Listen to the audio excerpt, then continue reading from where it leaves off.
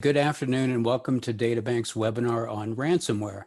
My name is Dane Dittemore with DataBank Solution Marketing, and I'll be your host for today's webinar.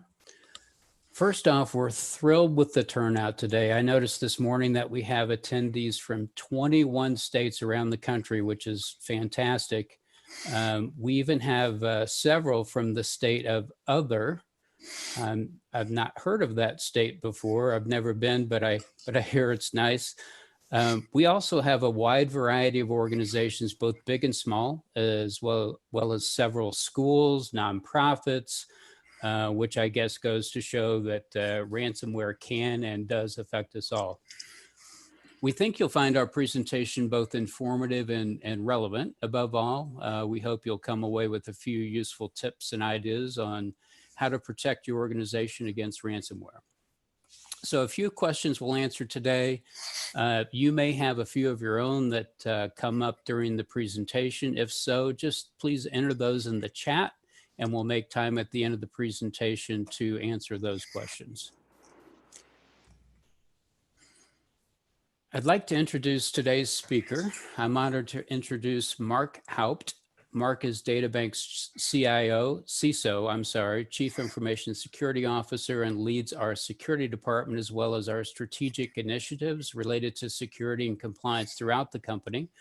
Mark is not only an expert in understanding the interpretation of FedRAMP, HIPAA High-Tech, and PCI DSS, he is also one of the resources our customers leverage to help maintain compliance within their own organizations.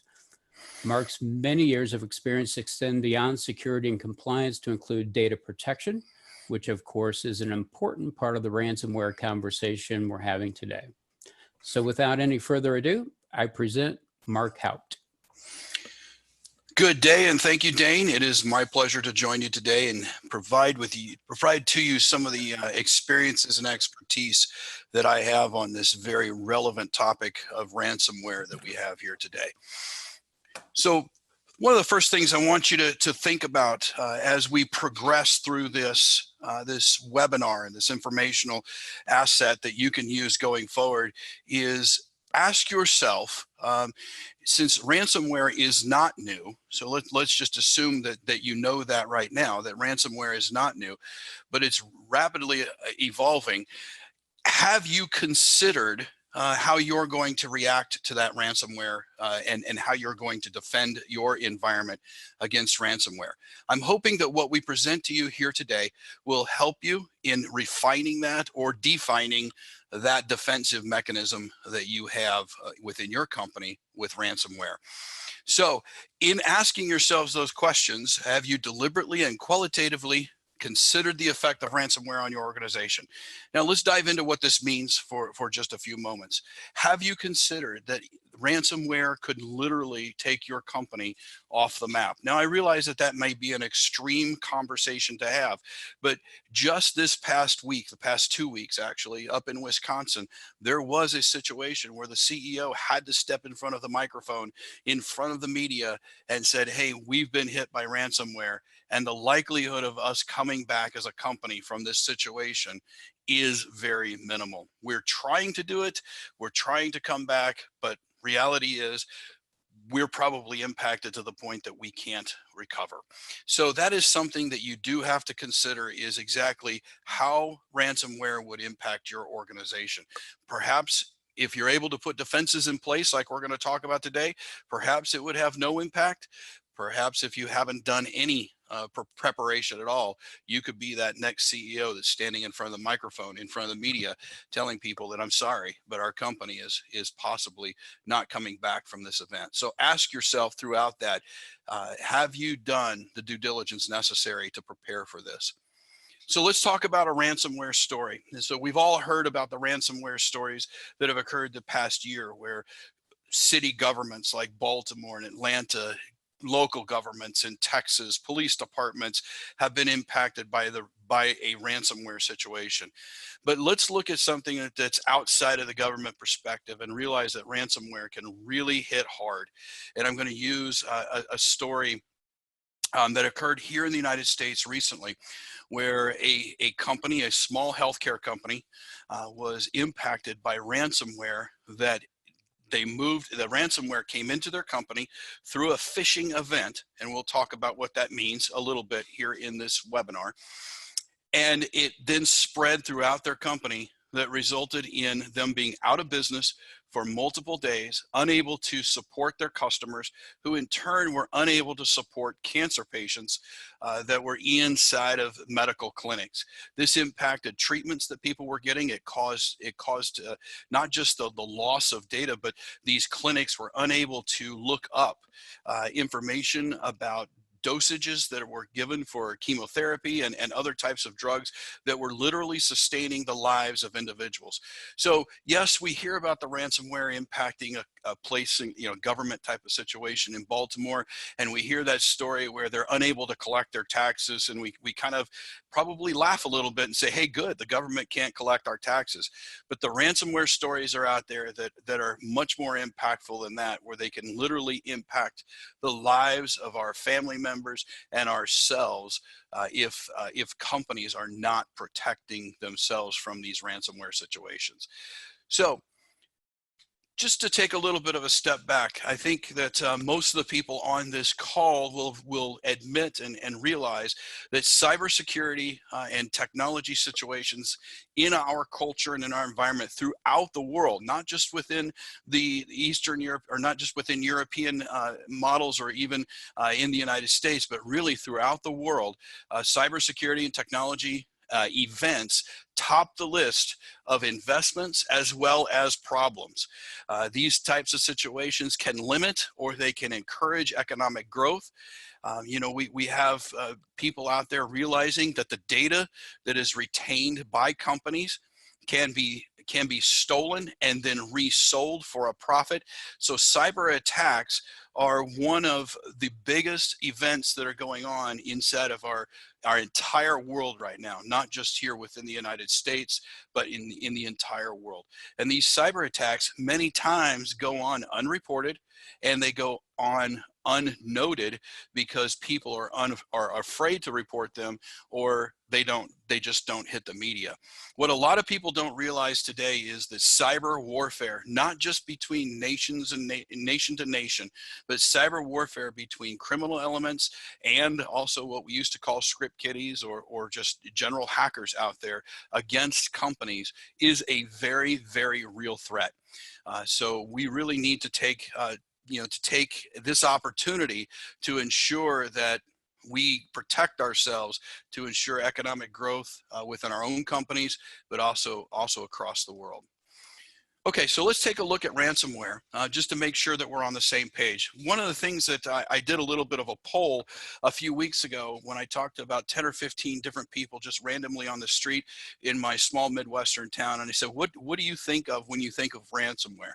And most people said, oh, it's that stuff where your computer gets encrypted and you have to pay money to get your data back. And that's only a portion of what ransomware really is. There's actually 3 different variations of ransomware that we need to take a look at. And the crypto ransomware is the one that everybody hears about.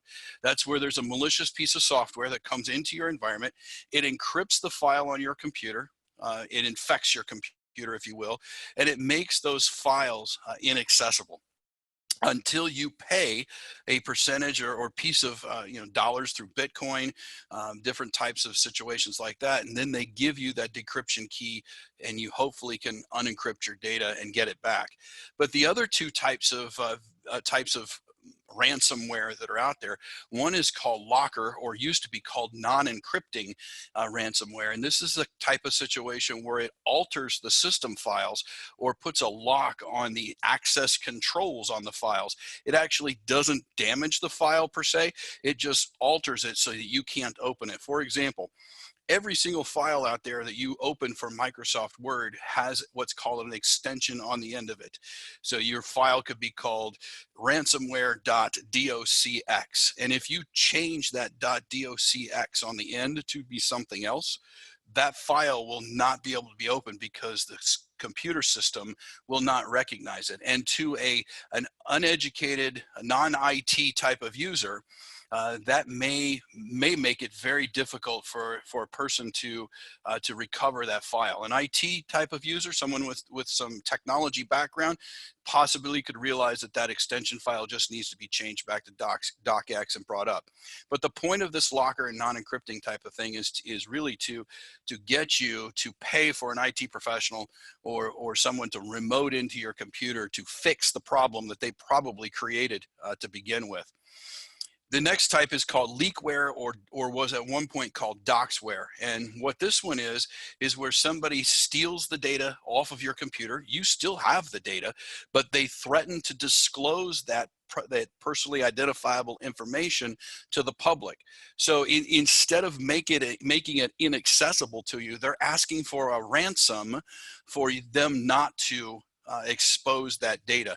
And in the case of data such as for payment card industry or the credit card type of data, or your healthcare data under HIPAA requirements, that paying the ransom on that may be cheaper than paying the fines to the governing bodies.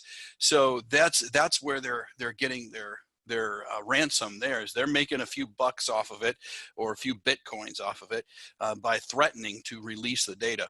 One of the challenges here with leakware and doxware is understanding whether they really have all the data, whether they have just a portion of the data, or for that matter, whether they're faking it and they don't have any data. One of the most interesting pieces of ransomware that I've seen that's leakware, doxware type of situation was an email was going around for a couple of years ago where they would send an email to a spouse and claim that they had data that they were going to release to their significant other about their unsavory habits. And many times that email was just dumped because the person that it was sent to knew that they didn't have any unsavory habits. So, you know, if the email went to their spouse or their significant other, they would just they would ignore it. But when somebody was doing something like that, of course, they felt guilty, and then they started paying that ransom in order for the information not to be disclosed. Turns out many times that they really never had information. It was just a threat, and the attackers were able to gain a few dollars or a few bitcoins off of that. So those three types of ransomware are important. So if we really kind of go back to ransomware 101 and we look at it, what's a real definition of ransomware? Well, a real definition of ransomware is not something that necessarily is encrypted, but it is a malicious piece of software that is designed to either prevent you from gaining access to your files or otherwise threaten you into paying a fee to ensure that those files are not disclosed inappropriately or externally to your organization. So there's some sort of ransom, if you will, that's involved in that. One of the things we should probably take a look at is the trending in ransomware, because it's a huge upgrowth right now in the past few years. And part of understanding this trending is to understand that, you know, that ransomware, you know, as I said earlier, is not really something new. The first ransomware came out in the late 1980s, in 1989, as a matter of fact. Another one was a follow-up in 92, and another one in 1996. Now, ransomware really came to prominence in the 2005 to 2010 timeframe, when our elderly were targeted, and those people without IT knowledge, new computer users, for example, were targeted in their homes for having their systems, you know, being attacked. And lots of times these big red screens would pop up that says it's an FBI warning. We know what's on your computer. Pay $30 right now to get this released, and we won't keep you on our watch list, or something of that nature. Typically, these home user attacks type situations would encrypt either tax files or financial files. And most prominently, they would go after what's called GIF or GIF or JPG or JPEG files. These are pictures. A lot of people were beginning to use digital cameras at this period of time. They were taking lots of photos. If you remember, about this time is when the iPhones started coming out. So people were taking photos on their iPhones instead of on cameras. They were transferring them to their computer, and that was the only record of their holiday event, or the birth of a child, or an event with a family member. And so people were very willing to pay $30 or $50 to get these files unencrypted and be able to move away from that. So between 2005 and 2010, it was really the home user that was being attacked. Then in about 2012, 2013, we started seeing businesses become more the target. And what also happened at that point with the target of ransomware moving to the business is that the dollar figure started going up. So whereas in a home user it was $30 or $50 to get the encryption key back or to get the file unlocked, in 2010 to 2015 timeframe, it started moving up into the thousands, of hundreds, and then thousands of dollars. And in 2014, 2015, we started seeing it reach into the tens of fifteens of thousands of dollars at larger institutions. But since 2015, we've seen a rapid increase in the size of the attack patterns that are occurring, as well as the size of the dollar figures that are being asked for in ransom. Sometimes upwards of 20, 30, even $80 million in ransom for files that have come back. And we're also seeing the number of systems that are being attacked in 2018, 2017, 2019 is rapidly on the increase into the millions of systems versus just hundreds or thousands of systems. So these things are becoming more prominent in the news right now, and also they're moving from industry to industry. Earlier on in the 2015 timeframe, there was a big target on the healthcare industry. It moved to financial services industry, and now the target has been on education and government entities as the targets of the attacks. So we have to ask ourselves, because understanding whether or not you are a target, we have to ask ourselves, what are the kinds of attackers that are out there? We have to understand the bad guys to understand whether or not we would be a target. So first of all, you have just your general hackers. There's people out there that are seeing ransomware in the news, and they're seeing the opportunity to gain a few dollars as a result. So you have people out there that are hacking those. And typically these hackers are the type that would go after the leakware, docware type situations where they can exfiltrate the data or take the data out of a company and then threaten that company to release the data. Because what these guys do is they see that whenever there's a breach out there, they see that a healthcare entity, for example, has to report to the Department of Health and Human Services, and the fines that are levied against that company for the breach are significant. So the hackers will turn around and say, look, either you can go report this to the Health and Human Services and get a $50,000 or $100,000 fine, or you could pay me $10,000 and I won't tell anybody about it, and it all goes away. Well, those are typical kinds of hackers, if you will. They've got the skills to get in and get the data out without anybody knowing, and then present the situation. Then you have cyber criminals. Cyber criminals typically come from Eastern Europe, and these guys are the types that have large affiliations with organized crime, if you will. Now, these types of situations, these are designed to do more of the crypto type of ransomware. These guys will send a phishing attack towards you and will get you to hit a link, if you will, and download their software, causing the encryption on your systems.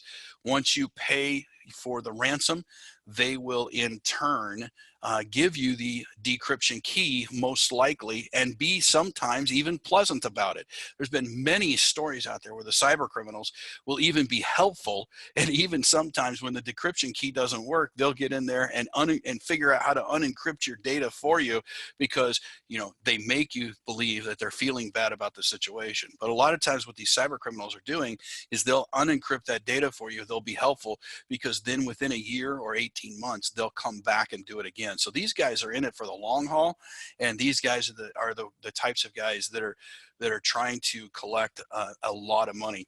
Ironically, just a small tangent of a story, there's actually one of these cyber criminals from Eastern Europe who recently has hung up his trade because he decided that he made enough money, somewhere in the 20 to 30 billion dollar range off of a ransomware situation. So he made enough money. Ironically, what he did is he hung up that version of it, and he started another company that was doing the same thing and is building towards that.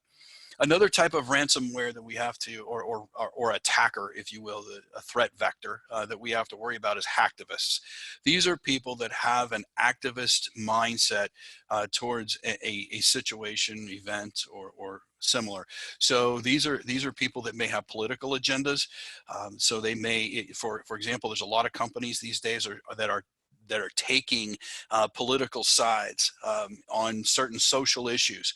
So a hacktivist may take the opposite side of that company, and they may attack them as a result. Or for that matter, they may attack a company, activists may attack a company because a company is not taking a stand that they are for. So these guys are activists for a certain cause. Their design is to get in there and disrupt the environment to make a point. Typically, these types of environments, you will get a decryption key if you were to pay for the ransom, but frequently the decryption key doesn't work or is not fully effective because their sophistication is not at the same level as the regular hackers or at the same level as the cyber criminals. Hacktivists typically don't have a desire to come back around and do it again. They're a one and done type of thing. They want to make their point and move on.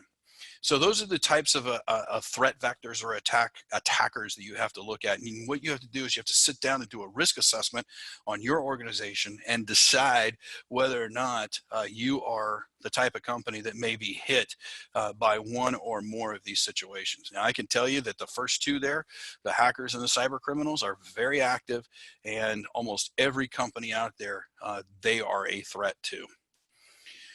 So let's talk about how you get infected with ransomware. So right now, the biggest method of infection is called phishing or spear phishing. Now, this method is typically when an email is sent that looks legitimate of some sort. It has a link inside of it. When somebody clicks on that link, it may even take you to a website that is legitimate or looks legitimate, but behind the scenes, it downloads a piece of software that then executes on your computer.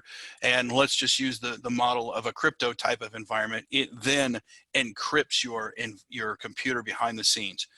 Now, some of the less sophisticated versions will actually push up a window in front of you when they activate and start showing you a progress bar across the bottom. But the more sophisticated ones that are out there will just simply do the encryption, and then when they're done, they pop up and show you that it's done, and this is how you communicate with the attacker. The reason for the latter version, where they encrypt it and then tell you about it, is because lots of people were pulling the plug on their computer. That was an actual defensive mechanism, is to pull the plug on your computer while that progress bar underneath the former went across the screen, and that would stop the encryption process. But no longer is that an option. In most cases. So phishing and spear phishing is when that email is sent in. Now, the difference between phishing and spear phishing is simply this. Phishing would be a type of situation where you cast a wide net and you just try and grab as much as you can. Spear phishing is when you're throwing an email, if you will, directly at a target. So typically your C-level employees, your financial department, those are going to be the teams that are going to be targeted by the spear phishing attacks. So they're going to get, maybe one or two emails come into the environment that are directed at one or two individuals rather than a wide broadcast, if you will. Now, when I was talking about phishing and spear phishing, I talked about these infected websites. Lots of times what attackers will do is they will hack into and take over a legitimate website and put a malicious software download piece inside that website, if you will, so that the link inside the phishing environment or email looks legitimate. And so when you click on that, it just downloads it from that infected website. So you have to be careful of those types of situations as well. Drive-by downloading, social media, and clicking on executable files inside of emails are all other methods of how someone may get infected.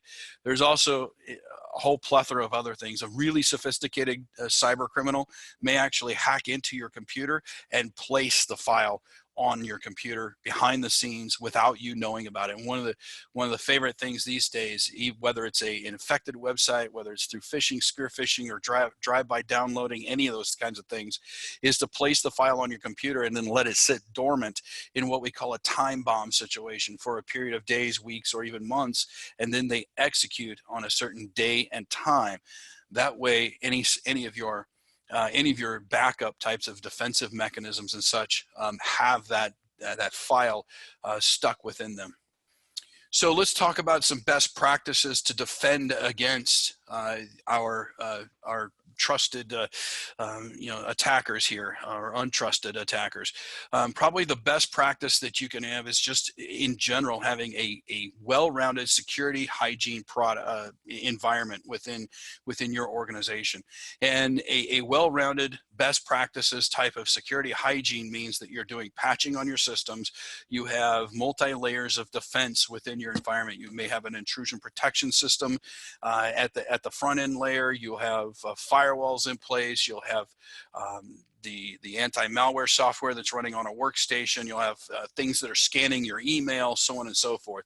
That is what's called the best practice security hygiene model. So if you're not doing that right now, that's something that you probably need to take a look at, is how many layers of defense do you have, or are you just sitting out there open on the internet? A lot of home users do have just that one layer of defense. Their computers are sitting, and they're sitting right behind a router or a firewall that is provided by your home internet service provider. Now, where the risk is there is that a lot of times businesses will give laptops to their employees, and their employees take those home, whereas they may have a lot of defenses inside of their offices. As soon as they take that laptop home, there's only one layer of defense behind that, in between that internet service provider and their laptop.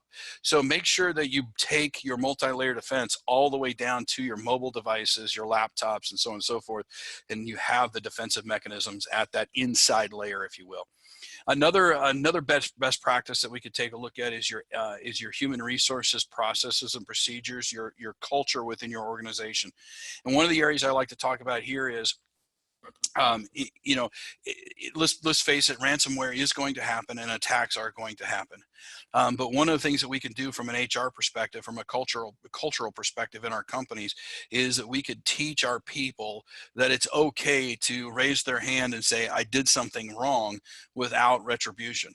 Because if our companies don't have that type of culture where somebody can immediately say, I just downloaded something that's wrong, what can we do to fix this? Then that situation has an ability to spread if the person is withholding that information and trying to hide that.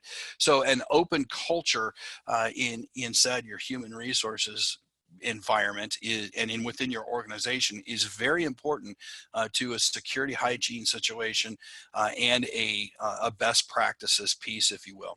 It's also good to have processes and procedures from an information security in place, a very good incident response plan that will allow anybody within the organization to react appropriately in the event of a pop-up on the screen that says their computer's been impacted or infected by one of these things, and practicing that so people understand what to do in the event that occurs. So, one of the tried and true methods for any type of virus or malicious piece of software is to pull the system off of the network. And you can teach your people how to do that. And that's part of your incident response plan if you have good processes and procedures. Training and awareness is very important, and those are two different things. So awareness just is simply saying that people are aware of what your processes and procedures are. They are aware of what phishing is. They are aware of what these ransomware and malware situations can do to your computer. But the training takes that to the next level.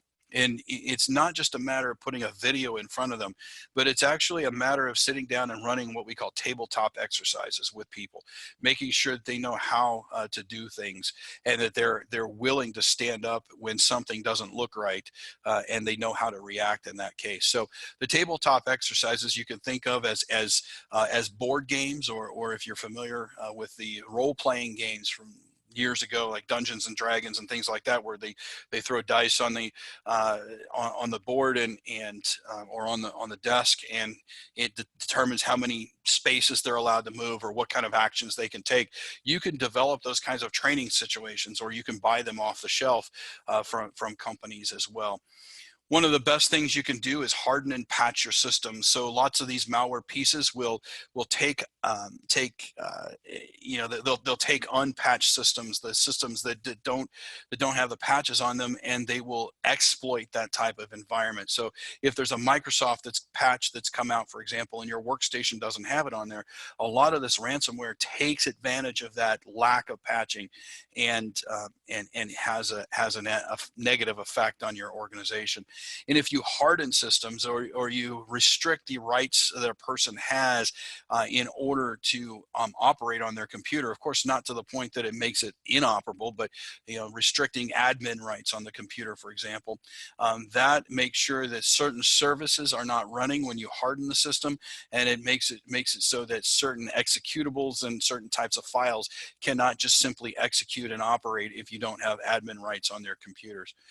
Probably one of the biggest things you can do is scanning in what we call continuous monitoring, and that is whenever you've got an anti-malware piece of software on your computers that's constantly looking at what's going on in your computer. It's looking for those hidden download files that are placed on your computer that could possibly trigger off in that time bomb situation later on.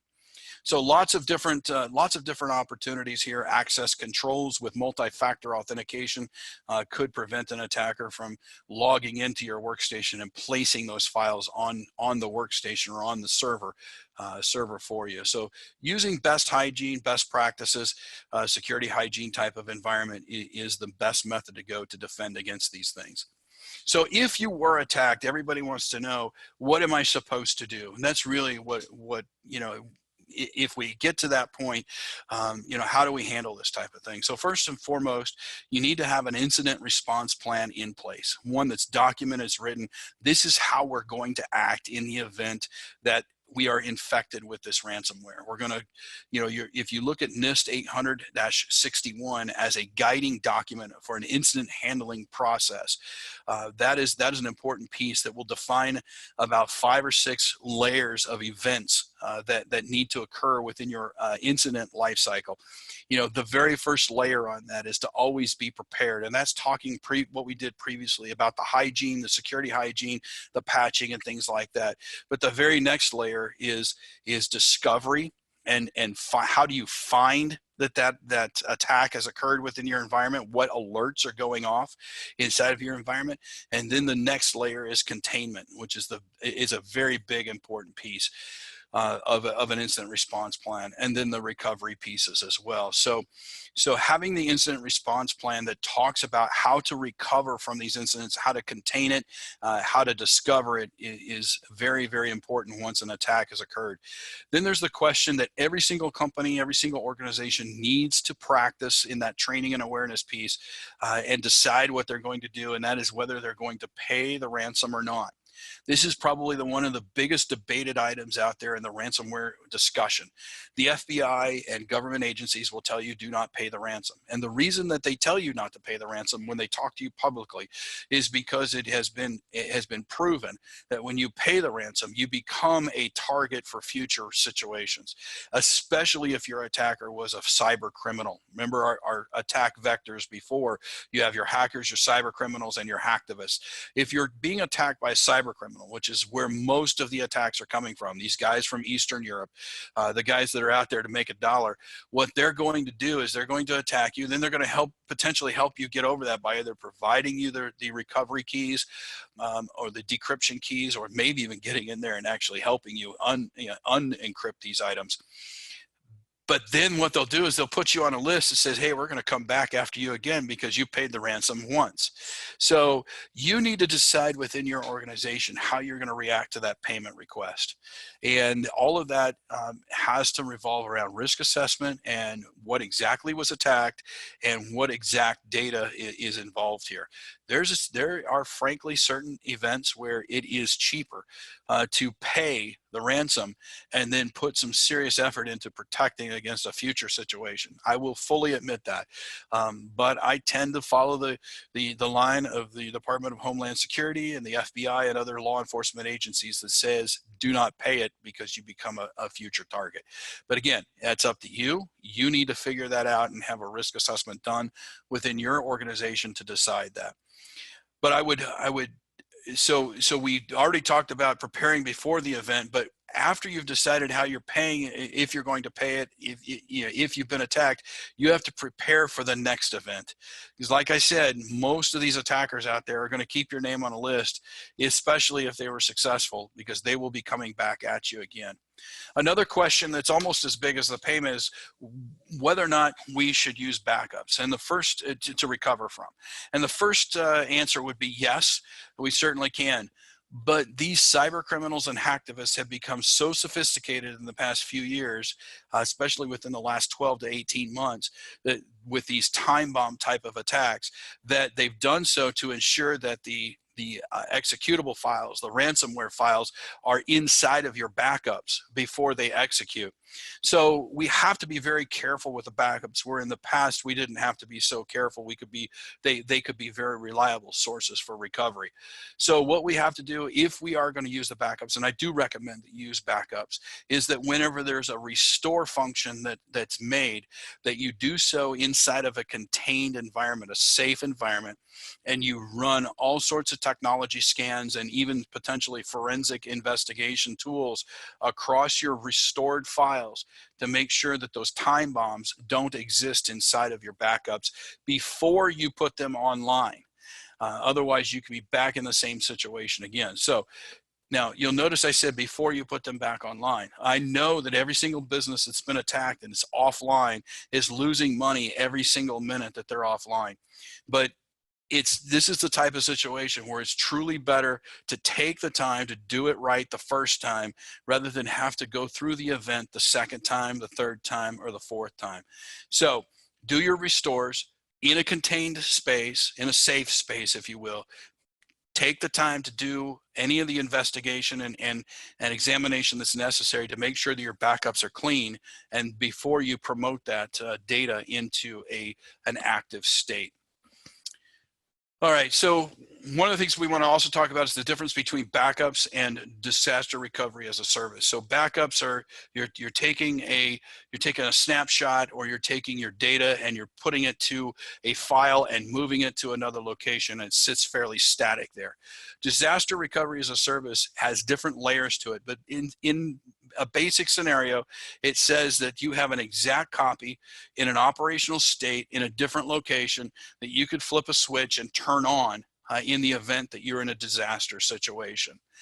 So in a disaster recovery as a service type of situation, you have to be careful with that as well, because lots of times the data that is necessary to flip that switch for disaster recovery as a service is the same data that's been operating in an active state during the attack. So you have to, just like the backup situation, before you flip that switch to bring up a disaster recovery as a service type of environment, you have to make sure that none of the infected files have moved across to your disaster recovery environment. All right. Components of a comprehensive recovery plan, like I talked about, one of the first places you should go to is NIST 800-61, and I believe it's revision 2 to have your incident response plan, because a component of that incident response plan is a recovery solution. You also need to have a very comprehensive business continuity plan and disaster recovery plan. All of these components that we're about ready to talk about are documented inside of your incident response plan, inside of your disaster recovery plan, and your business continuity plan. One of the key things that people fail to do inside of these plans, because they're so focused on recovery of the IT efforts, is to have a section about communication, both internal and external, to stakeholders, to customers. People want to know what's going on, and trust me, if you are not transparent and you are not communicating, people will come up with their own stories as to what's going on. It's better for you to be in command and control of the message than someone else coming up with that message for you. So make sure that you have a communication plan. Make sure you have your marketing team, make sure you have your sales team, your account management team involved in that communication plan. Don't just focus on IT. Make sure that your component of a recovery also includes a root cause analysis of what happened. What you don't want to have occur is very similar to what I talked about with the backup and the disaster recovery type of situation. You don't want to believe that Mary Jane's computer was attacked and that was the only one. You fix that problem and everything is fixed throughout your organization. If Mary Jane's computer was attacked, it's more than likely other computers were attacked as well. And you have to go and figure out exactly how Mary Jane's computer was attacked so that you can look for that same attack vector, that same attack pattern on other computers within your organization, or you will be dealing with this a second, a third, and a fourth time. So always take the time to go for the root cause analysis. We already talked about attempting to restore from previous clean backup or going to a disaster recovery as a service.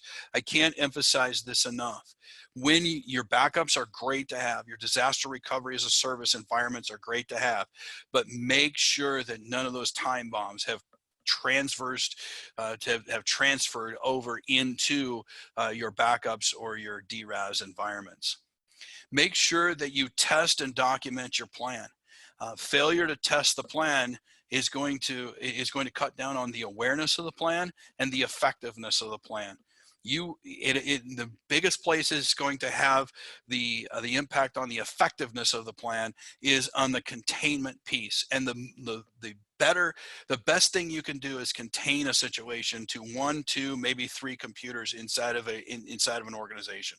The smaller containment footprint you have, the better you are. And if people know how to activate and run their incident response plan, their disaster recovery plans and business continuity plans off the top of their head, they practiced it and they go with it, that will save you time from pulling it off the shelf and start looking at what step 1, step 2, step 3 is. And that could result in you having a smaller containment phase. All right. So one of the things that we have to look at with ransomware are some compliance impacts. We already talked a little bit about those. For example, if you're a healthcare environment or a payment card industry type of environment, there are reporting requirements if you've been breached, if you've been attacked. So those are some of the compliance impacts that you have to look at. But another impact that you want to look at is understanding whether or not this ransomware attack is actually a diversion for another type of attack. And that's very frequently used, is that they'll use ransomware as a cover for another type of attack. So you may have a combination of a cyber criminal and a hacktivist working together, for example.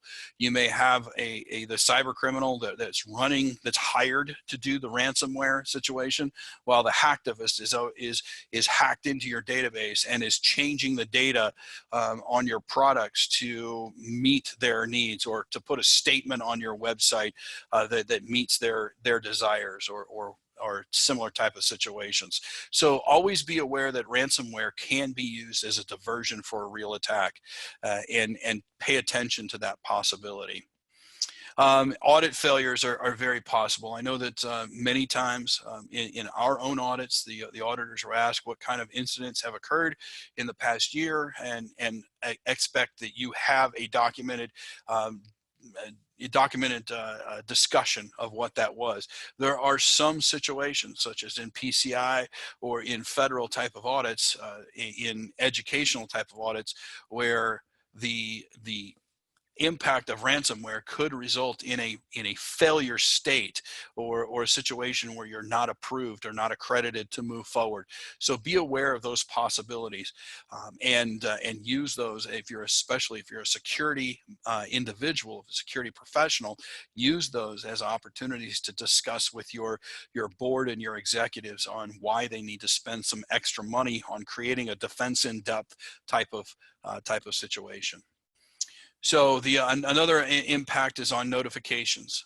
Many times when a breach occurs, you have to notify a governing body, such as in the case of HIPAA we discussed earlier, where you have to notify the Department of Health and Human Services when that breach has occurred. So these are some compliance impacts that you might have to deal with.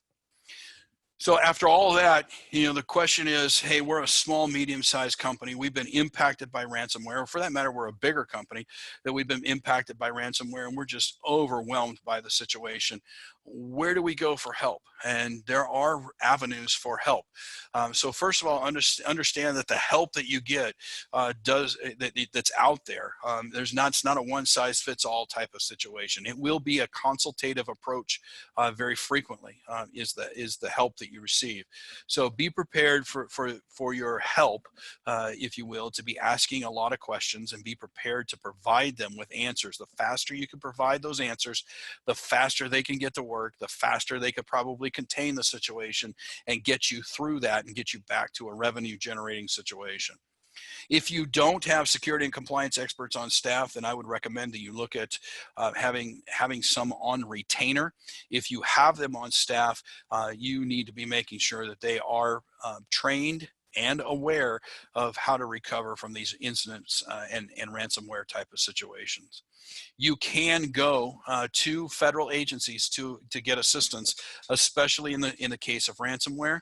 And if you're in certain markets, such as or certain verticals, such as in the financial industry or the government industry, you should expect a rapid response and a helpful response from agencies like the Federal Bureau of Investigations or the Department of Homeland Security. Both of those have cyber incident response teams that can help you. I would recommend that before any of these events occur, as part of your preparation phase, that you reach out to those organizations so you can figure out exactly what numbers to call, and in case of the FBI, local agency representatives that you know and you can get to know and talk to. So other opportunities. So if you wanted to take the step up, if you will, from security and compliance staff or consultants, you can take it to the level of forensic investigations. Lots of times these are located as very specialized firms within cybersecurity or within law firms. So the other thing is you may want to contact and have on retainer a legal firm that has forensic investigations as a piece of response there. So managed security solutions and tools like what's offered at DataBank are opportunities for you because lots of times these can be preventative measures. And we also have our own security staff that can come in and be helpful to you during an event that may occur. All right, so we've talked about how to prevent these things, and I told you earlier that the heart of prevention is continuous monitoring. And I'm giving you a little bit of a slide here of how DataBank operates, how I operate my team as far as a security team is concerned. We protect at all these layers, the physical and the security controls, the network perimeter controls. So that is your multi-layer defense in depth type of situation. But the key of it, the very center of it, is right there on the center of your screen is the continuous monitoring piece. And this is where we are constantly monitoring whether files have been modified.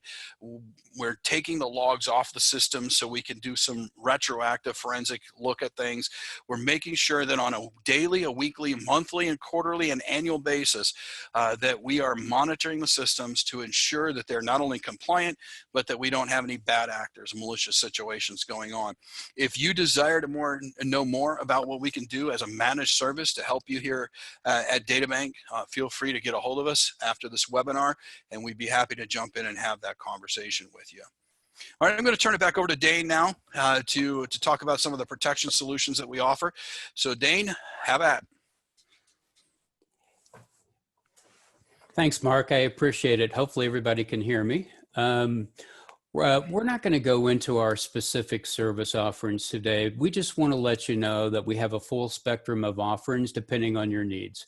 What we hear is that our clients all have similar challenges but different needs, if that makes sense, right? Everybody's environment is different and there's just a lot of variables. So it's not about, hey, here's a silver bullet to take care of all of your data protection needs, because there's just so many variables. And it's based on the staff that you have, and it's obviously based on the budget that you've got to work with.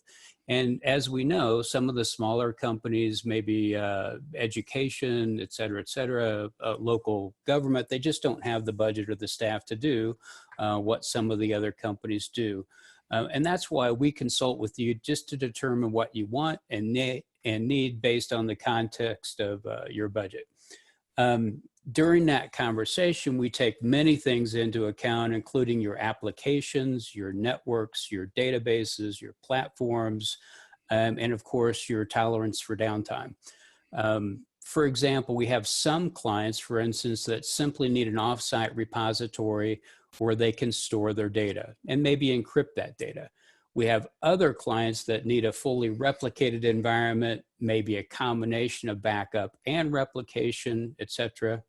And we have still other clients that have very application-specific needs, or maybe they can only afford to protect their most critical applications. So that's really when you come to a trusted provider like DataBank, so we can help you figure that out. So it just depends on what your needs are, but chances are good we'll be able to help you figure that out. Now, for those of you that don't have the expertise or staff, I should mention that you'll be able to leverage our staff and our experts and our collective expertise, and Mark just kind of mentioned that. And of course, since we do this for many companies, you'll be able to leverage the lessons we've learned and what best practices look like for you. And then just finally, I'd like to mention that our data protection solutions are powered by industry-leading technologies from providers like Veeam, Zerto, Dell EMC, and VMware.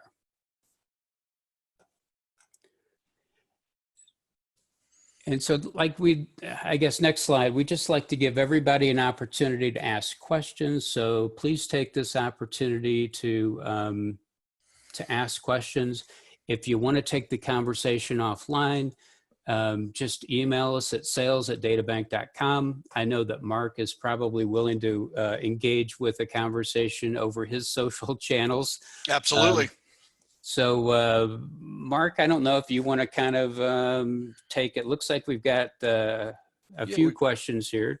Okay, well, we've got one question that popped up here. I'll go ahead and answer. And the question is, how do you ensure that your disaster recovery as a service, or DRAS environment is not compromised by time bombs? So to be fair and be honest, that is an effort that goes between both DataBank and the customer. So DataBank, as a managed service provider, is responsible for the infrastructure as a service and the platform as a service. So we're responsible down the operating system level. If the time bomb is placed inside the application itself, that's where the customer comes in and needs to do some work to make sure that their application is locked down as well.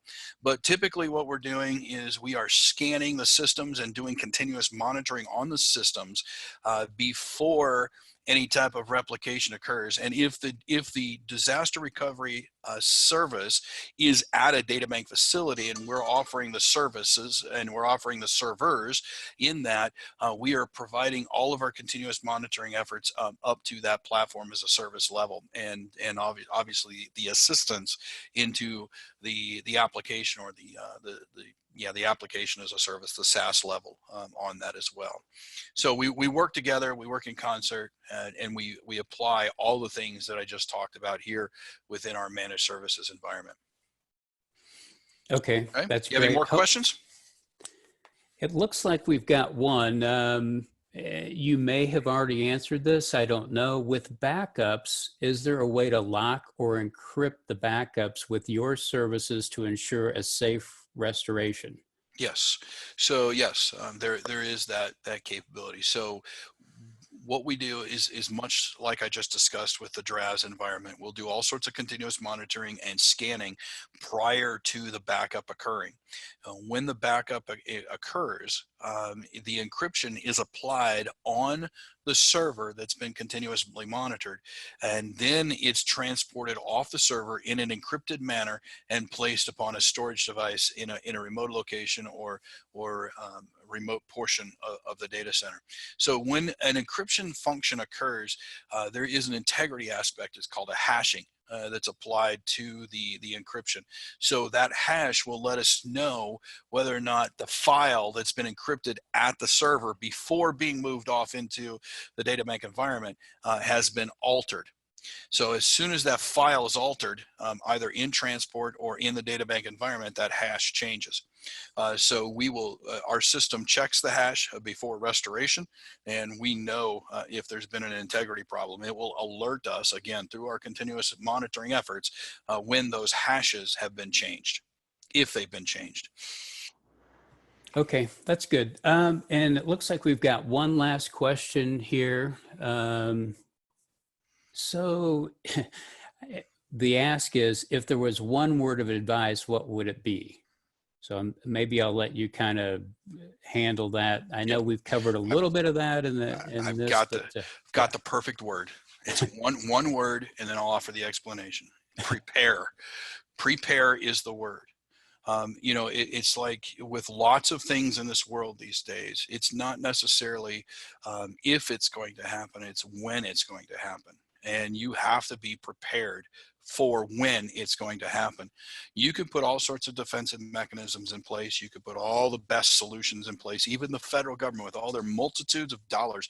And you know, when I say federal government, it doesn't even mean the US federal government. It could be the Russian federal government, or the Chinese federal government. All these federal governments, they have multitude of services, multitude of operational capabilities to prevent these kinds of things.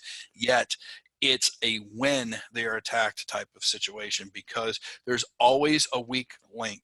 And you know, in the art of cyber warfare or any other war, you always go out, the attacker will always go out and they will search for the weakest link, and they will attack that link and exploit that link.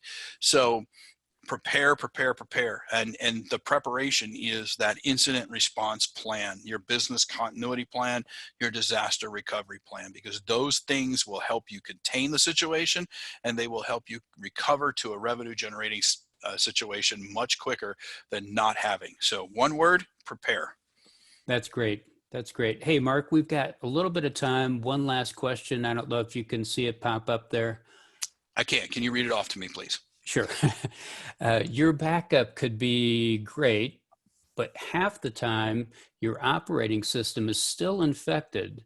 So that requires full operating system restore. How do you handle that? Yeah, so that would be what's called a root compromise type of situation. And whenever ransomware is attacking on a system, it is always my recommendation that you rebuild the operating system from scratch.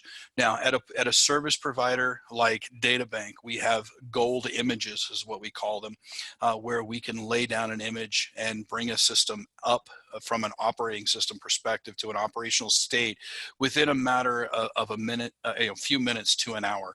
And then you can start laying your application and your data back down on top of that. In a smaller, an SMB type of environment, small, medium-sized business type of environment, that may not exist, but still, I highly recommend that you just take the time to not restore the operating system, but rebuild the operating system from scratch.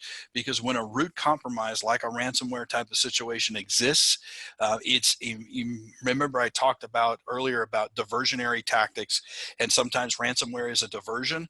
There could be other compromises on the server that you need to get rid of, and the only way to get rid of that is to rebuild from scratch. Now, what a lot of people forget about when they rebuild from scratch is they forget to apply all the hardening and all the patches to it, because their focus on is getting back to a revenue generating state. So when you rebuild that operating system from scratch, don't forget to take the time to apply all the hardening scripts to it, and all the multi-level defense in depth tools that you have, your anti-malware tools that are scanning, your file integrity monitoring tools that are scanning, your log offloading tools that are making sure you have those logs, and so on and so forth, and applying all the patches that are necessary. So laying down an operating system is typically fairly easy. It's doing all those other things that takes time and effort, and it's well worth it in the end, so you don't have to go through that process again. I can't tell you how many times I've seen organizations go, just get me back online, I don't care, and then within hours they're down again with the same problem that they started with, when if they had just taken those hours, a few hours to do it right, they would be up and running from that point forward. Well, thanks, Mark. I appreciate that explanation, and hopefully that answers your question. So, hey, we'd like to thank everybody. It looks like we're at the top of the hour. So we'd like to thank everybody again for attending. Please do not hesitate to reach out if you've got questions, you want to learn more about what we do, how we can help, or otherwise. And that concludes our webinar today. Thanks again, everyone, for attending.